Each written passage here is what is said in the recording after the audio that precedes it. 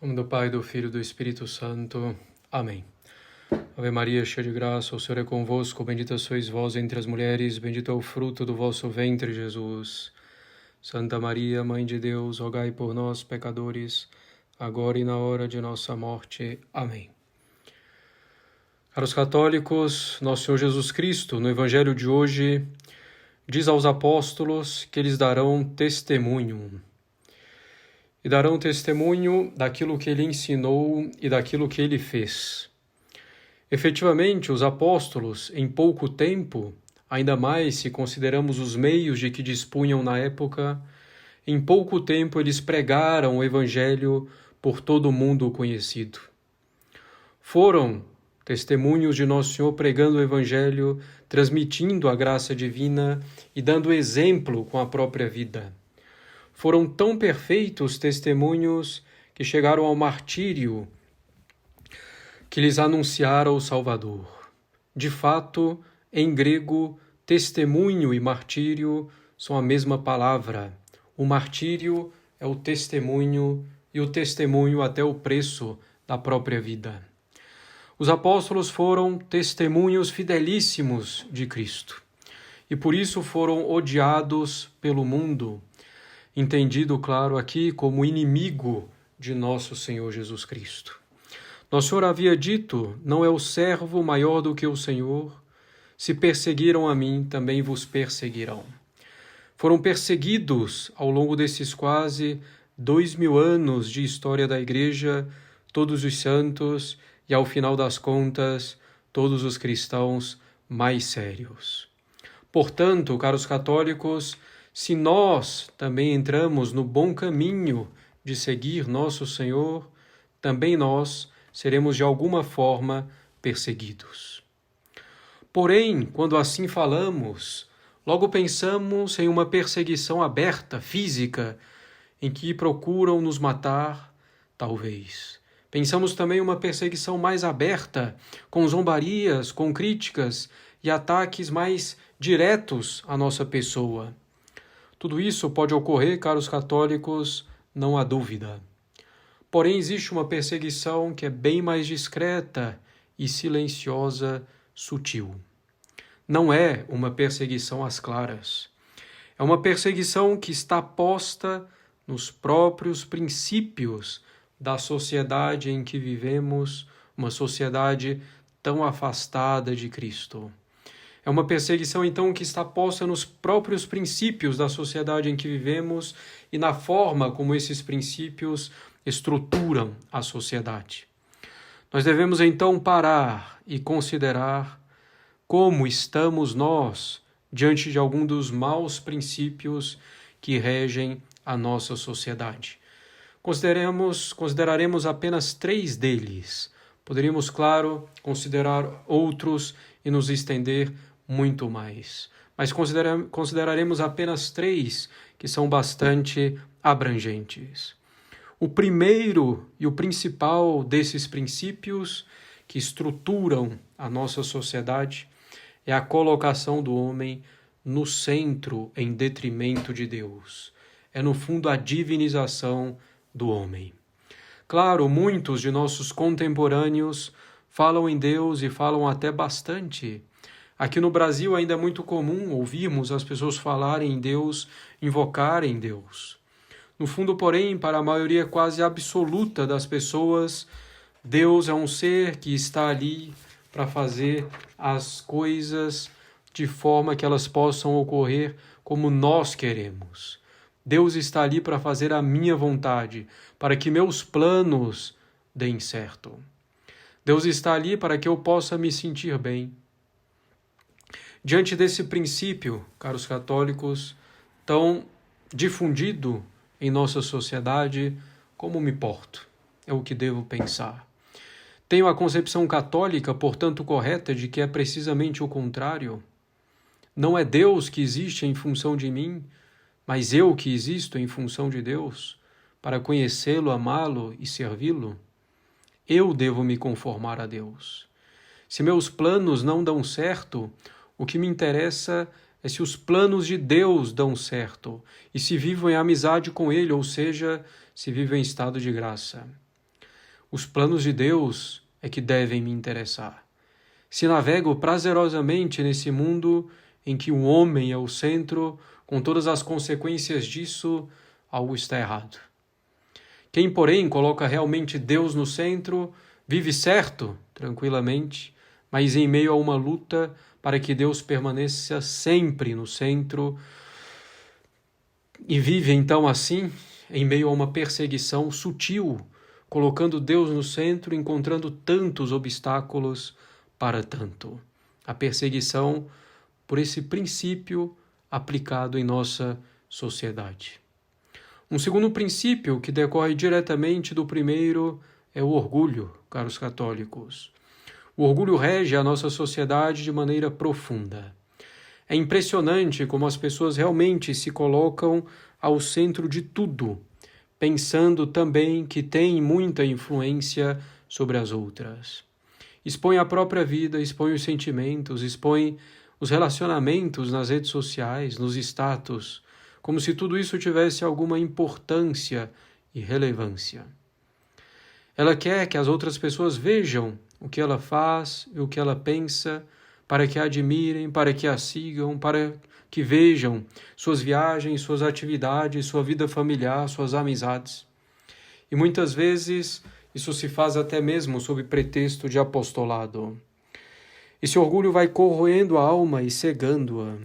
Rapidamente, a pessoa começa a achar isso a coisa mais natural do mundo, não vê problemas, perde a noção dos limites.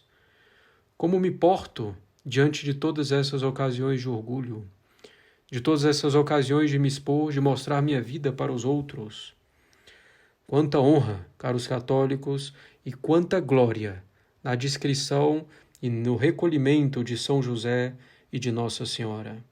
E muitos de nós nos comportamos de modo exatamente oposto. As vidas deles, São José e Nossa Senhora, eram muito mais importantes do que a vida de qualquer um de nós. Conhecemos, por acaso, todos os detalhes das vidas deles? Deus não quis que conhecêssemos todos esses detalhes para que seguíssemos esse exemplo de humildade, de recolhimento, de discrição. Não existe, meus caros católicos, santificação sem isso. A vida de Nosso Senhor mesmo nos mostra isso. Claro, de sua vida pública conhecemos um pouco mais, porém não conhecemos todos pormenores e tantos detalhes. E são detalhes, caros católicos, da vida de Nosso Senhor que têm um valor infinito, tão diferente da nossa vida. São detalhes que têm um valor infinito na vida de Nosso Senhor, mas o Espírito Santo não quis que conhecêssemos cada detalhe da vida de Cristo, para que tivéssemos também esse exemplo de humildade, de discrição. Um católico que expõe suas ideias, sua vida, seus relacionamentos, seus passeios, é um católico que navega à vontade pelos mares desse mundo. O católico, porém, que busca viver a imitação de Cristo, tem que lutar para não ceder a essas tentações tão acessíveis, que nos dão satisfação, que nos agradam. Esse católico está assediado de todos os lados. Todo mundo faz, é engraçado, não faz mal, é só brincadeira. É uma perseguição sutil à humildade, à modéstia, ao recolhimento, à discrição.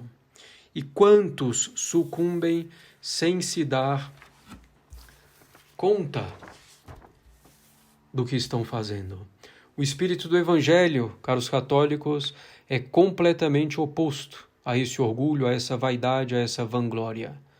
Abra-se qualquer livro de piedade minimamente sério e vá até o capítulo que trata da humildade e leia. O humilde não fala de si mesmo, a não ser que seja estritamente necessário. Um terceiro princípio, caros católicos, que rege a nossa sociedade é a sensualidade. Ela decorre dos dois outros. Se nos colocamos no lugar de Deus, não nos submetendo a Ele, também as nossas paixões e instintos dominarão sobre a nossa razão e dobrarão a nossa vontade, não se submetendo, portanto, à parte superior de nossa alma. vai dominar a parte inferior de nossa alma, revoltando-se, como nos revoltamos contra Deus, nos colocando no centro. A sensualidade decorre da falta de sincera submissão a Deus. Ela decorre também, caros católicos, do orgulho. Quando nos exaltamos, Deus permite que caiamos bem baixo, com pecados repulsivos, para termos ocasião de retomar a humildade. O orgulho é uma das principais causas das quedas contra a castidade. Aquela pessoa que tem dificuldades com a castidade deve considerar não somente o que diz respeito diretamente à castidade, mas deve também ver se tem dificuldades com o orgulho. A sensualidade domina profundamente nossa sociedade. Nem precisamos falar.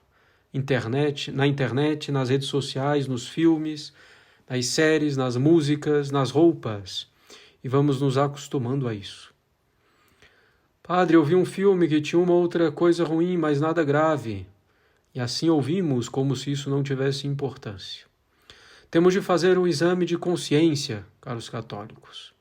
São Paulo diz que nem sequer devemos nomear certas coisas entre nós, se não há estrita necessidade, se não há daí um bem grande que pode advir.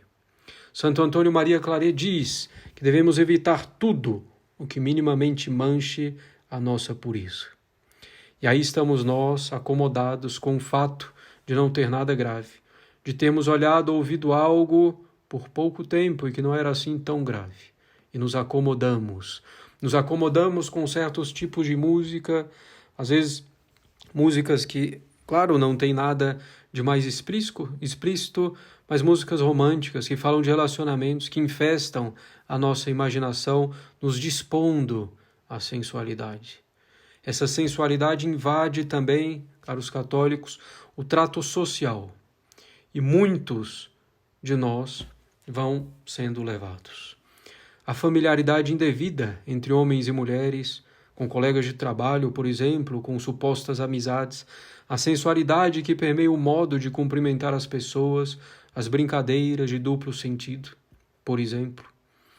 A sensualidade que permeia o namoro. Mesmo entre católicos, nem falo aqui de coisas mais graves. Falo das demonstrações físicas de afeto. Mãos dadas, beijos no rosto, na testa, mãos na cintura, mãos apoiadas na perna do outro, braços em torno da cintura, dos ombros, olhares fixos, prolongados.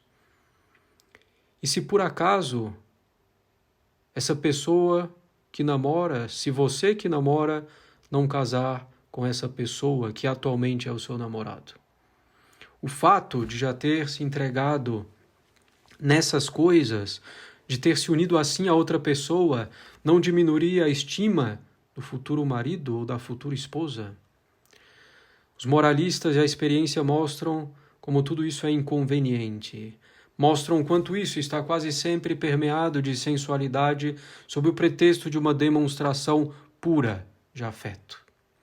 Todas essas coisas vão marcando a alma, vão dispondo a pecados cada vez mais sérios, levam a um desejo de união completa e que não pode existir, claro, de maneira alguma antes do casamento. E os namorados católicos querem saber até onde podem ir, sendo que não podem ir a lugar algum. E quando os padres falam, às vezes se chateiam, como se conhecessem melhor a natureza humana do que a igreja e do que o padre. Quem vive assim, despreocupadamente, em meio a toda essa sensualidade, não é testemunho de Cristo, ao contrário, é contra-testemunho.